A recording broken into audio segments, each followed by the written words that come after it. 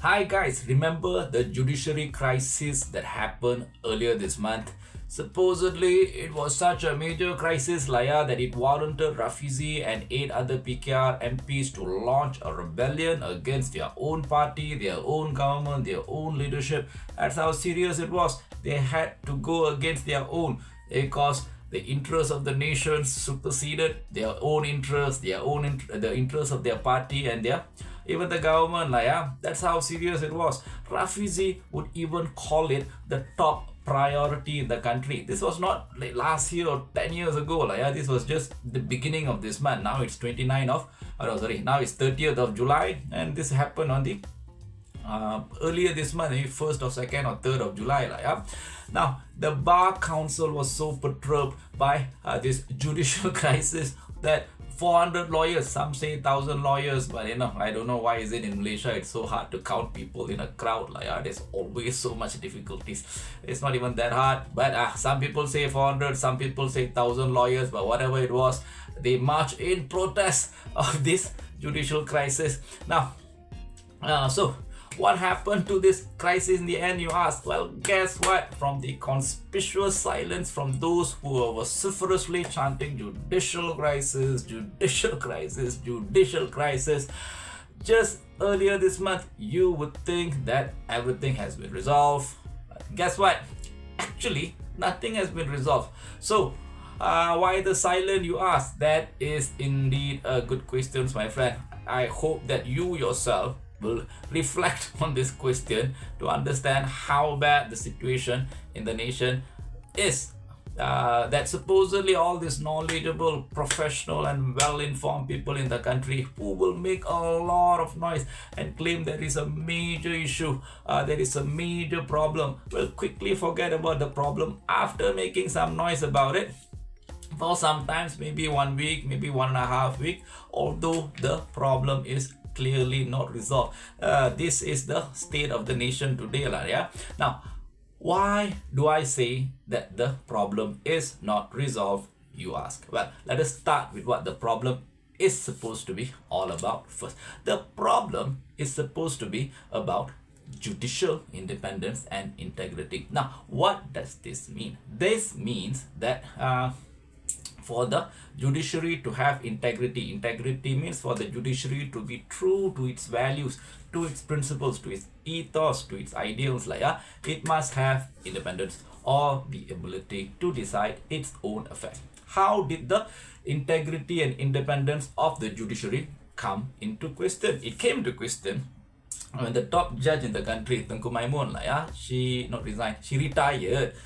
Roger resigned, but actually she retired, and there was talk that her replacement was not decided, was not going to be decided by the judiciary itself. Instead, it was going to be decided by elements outside of the judiciary. To put it more clearly, I will even go on a limb and say that those who were objecting vociferously to the potential replacement of Tunku Maimun were actually accusing PMX Anwar of interfering in the appointment of a replacement against the wishes of the judiciary itself. A leaked minutes of meeting by the Judicial Appointment Committee, Jack, would reinforce this belief by suggesting that a candidate that is allegedly favored by Anwar was being nominated as a replacement of Tengku Maimun, although the chairperson of Jack, which is Tengku Maimun herself, objected to his nomination. So after the organizations like the Bar Council and prominent individuals like Rafizi, also Teresa Kok, I think Zaid Ibrahim also, I'm not sure,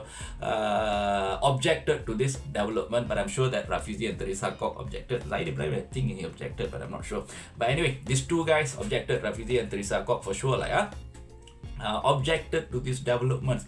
What happened? Well, on July 18, the Court of Appeal Judge, Wan Ahmad Farid Wan Saleh, was elected as the new Chief Justice of the Federal Court, and for no good reason. Absolutely no good reason. Everybody who were crying judicial crisis, judicial crisis, judicial crisis, just a week or two earlier became absolutely silent, absolutely silent, as if the problem that they have highlighted have been completely resolved. Now, why am I not claiming that the judicial crisis has been resolved with the appointment of one Ahmad Farid?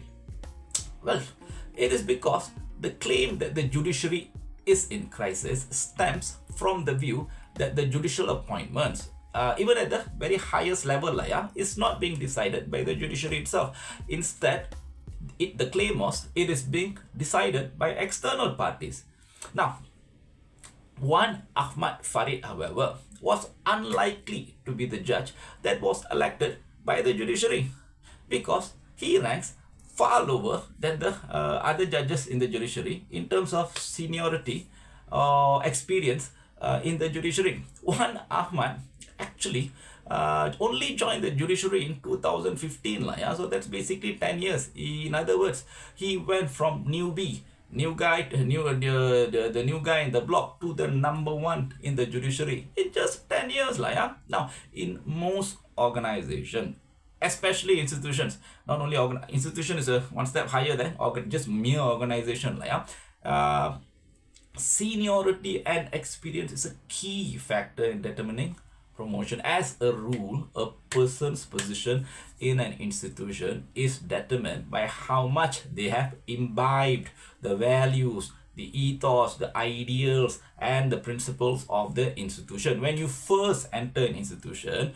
the institution can be anything military also is an institution, police also is an institution, and yes, the judiciary is also an institution. You will likely just behave like a private person with your own ideas about what is right and wrong, what is good and bad, which you inherited from your own thinking, your own experience, maybe from your own family and friends.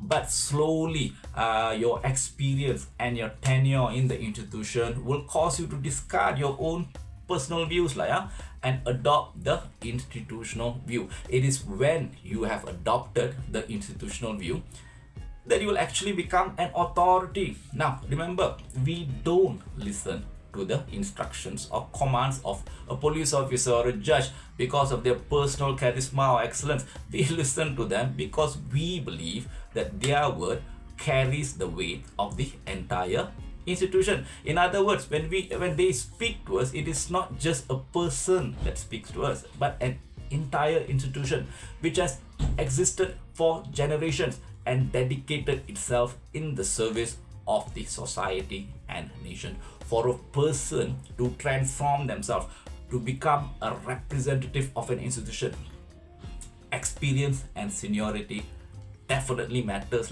You have to spend a lot of time in an institution. You have to meet the approval of your seniors who must deem you as having imbibed, absorbed the values, ethos, principles and ideals of the institution before you will be deemed to be able to represent the institution properly and be given a higher responsibility through a higher position in the institution to actually represent the institution. Now, of course, it is not impossible for a relatively junior member of an institution or a new member of an institution to be elevated to a higher rank or even the highest rank, but that should only happen if the person in question is a brilliant person for the lack of any other word. They must be brilliant. Like I said, the judiciary is an institution because it upholds certain values, certain principles, certain ideals, certain ethos that serves the people and the nation for a long time, for generations, sometimes for centuries, sometimes even for millennia. These values, principles, ideas and ethos are often deep stuff. They're often nuanced and they often require insight, and a member of a judiciary has to study the experience of the judiciary for a long time to capture the essence of whatever the values and the principles that the judiciary upholds. We can say it's about justice, it's about the law, it's about justice. It's not as simple as that, guys. You have to study this for a long time. You have to study the entire span of the corpus of the judiciary, the entire experience of the judiciary. This is why a member of any institution often possesses knowledge that spans for hundreds of years, sometimes even thousands of years. Even today, a judge is expected to be able to quote at least a few Latin phrases to show that they are aware of institutional practices and ideas that was practiced thousands of years ago. This is not only in the this in the civil court, in the Sharia court is the same thing. All the judges there, the juries there, they have to like be able to quote at least like a few Arabic phrases from the ulamas or the juries from centuries ago. Like, this just to show that you are aware of the practices and ideas that was practiced in the judiciary thousands of years ago. Seeing that the judicial values, ethos, principle, and ideals are nuanced and spans hundreds, maybe even thousands of years. It is not impossible that an exceptionally young or new but talented member of the judiciary might show a particular prowess or ability to grasp the nuances of the values or give some great insight about the ethos and the principle of the institution. Appreciating that, maybe the more senior members of the judiciary might choose to give way to such a person to head the judiciary, even if they lack the experience of seniority. This is not impossible. This is actually quite benevolent, magnanimous, large-hearted, and is something that we can appreciate from the more senior member of the judiciary or more senior members of any institution. For the sake of the institution as a whole. This is not a selfish thing, it's a selfless thing. Although the guy is younger than you, or maybe the lady or the girl, maybe the person is younger than you, but you kind of go, you are definitely better. You have a particular insight, you have a particular prowess. You going up is good for the institution as a whole. So I'm going to put my own personal interest aside. I'm going to step aside and let you bypass me. That is, it happens, especially in a noble institution like a judiciary. I don't think it's rare for people to be selfless. But I certainly doubt that a person like one Ahmad Farid can be said to be to be that exceptional to explain why he was promoted beyond his seniors to the top rank of the judiciary. Because of that, I think we should be able to say with a reasonable level degree of confidence that it is unlikely the case that his more senior peers had given way to him to become the top judge on account of his exceptional brilliance. We must remember, the one Ahmad Farid, he did not even wanted it to be a judge, was not even his first choice. He actually was a politician first. He was a political secretary to Pak La first. Later he served as a deputy minister under the Pak La's administration. He actually quit politics only in 2009 when probably when Pak La was resigned. But if Pak La didn't even resign in 2009, by now one Ahmad Farid will probably still be in politics. Maybe he'll be a minister or something by now. Not in judiciary. So basically judiciary was not even his first choice. How good can you possibly be in a field that is not even your first choice? Now, I'm not saying that Justice Wan Ahmad Farid is not a person of talent or ability. I'm not saying that he is incapable of being a judge or incompetent of being a judge. Pretty sure he is, but it's not. I'm pretty sure also that his talent is not so exceptional to merit him jumping over many other more senior judges to become the top judge in the country. So if you